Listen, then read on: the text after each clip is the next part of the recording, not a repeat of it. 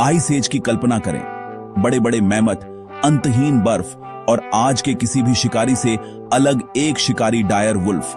यह कोई मिथक नहीं था, बल्कि एक असली ताकतवर शिकारी था जो झुंड में नॉर्थ अमेरिका पर राज करता था।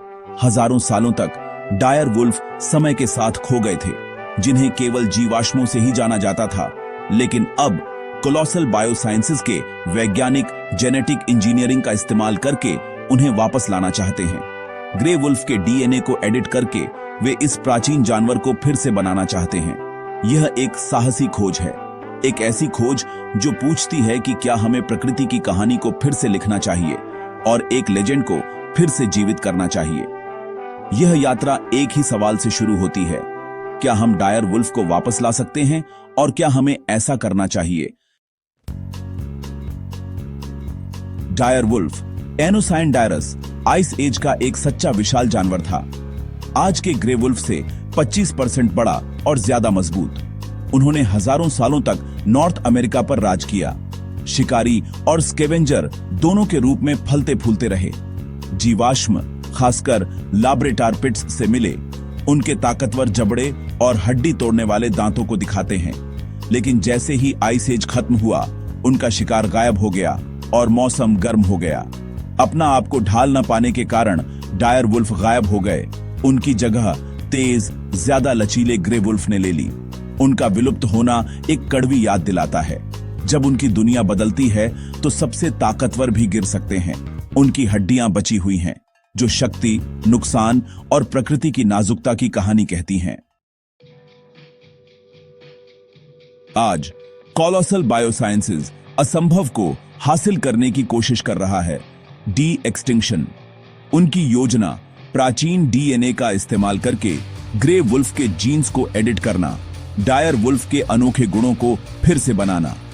लेकिन डायर वुल्फ और ग्रे वुल्फ दूर के चचेरे भाई हैं, जिससे यह काम कहीं ज्यादा मुश्किल हो जाता है। वैज्ञानिकों को डायर वुल्फ के जीनोम का मैप बनाना होगा, मुख्य अंतरों की पहचान करनी होगी और ग्रे वुल्फ के डीएनए को एडिट करने के लिए क्रिस्पार का इस्तेमाल करना होगा। एडिट किए गए भ्रूण को एक सरोगेट ग्रे वुल्फ द्वारा ले जाया जाएगा, जिससे संभावित रूप से डायर वुल्फ जैसा बच्चा पैदा होगा।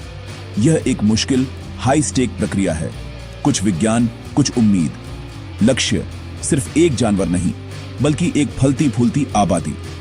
क्या विज्ञान वाकई एक खोए हुए शिकारी को फिर से जीवित कर सकता है? कोलोसल के इस विजन से हर कोई सहमत नहीं है। आलोचकों का तर्क है कि इससे एक हाइब्रिड बनेगा, न कि एक सच्चा डायर वुल्फ, एक गूंज, न कि एक पुनरुत्थान। दुनिया बदल गई है।